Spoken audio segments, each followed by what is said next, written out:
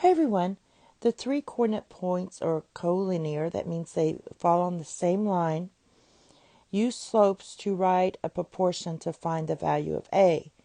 So what we want to do is first find the slope of these two. So I'm going to use my slope formula here, and I'll just call this point 2 and point 1 and write it like that. So I'm going to do my y's first. So this is going to be the slope is 2 minus 1 divided by negative 1 minus a negative 4. So this is going to give me 1 divided by, this turns to positive, so negative 1 plus 4 is 3. So that's the slope of the first one. And now let's do the slope of these two. And we do the same thing. So the second slope, I'll just call it the second slope, is going to be A minus 2, that's your y's, and 5 minus a negative 1.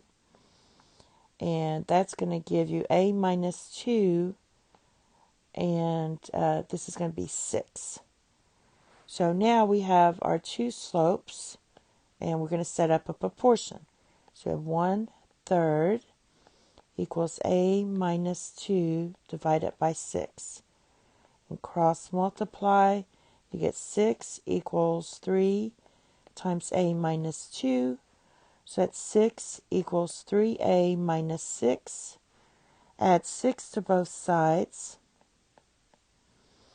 And that gives you 12 equals 3A.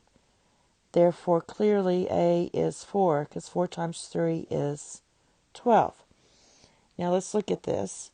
If we look back at this proportion here, you plug in your A to 4, and you get 1/3 equals 4 minus 2 divided by 6.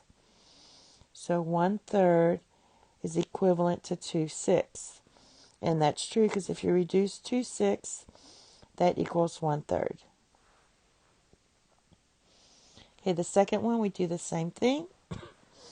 We do the first slope, and the y's go on top, so that's going to be 2 minus 5. And then our x is going to be 1 minus 4. So that's negative 3 divided by negative 3, which is 1 divided by 1. All right, and for slope 2, we get 0 minus 2, and then A minus 1.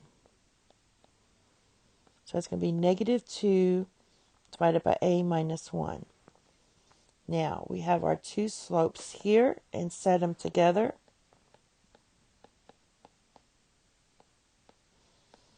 You cross multiply, and I cross up that way. A minus 1 equals negative 2. Add 1 to both sides. A is negative 1. And you can plug it back in, and you'll see that it works. All you have to do is solve for A anyway. Thank you. Have a nice day. Bye-bye.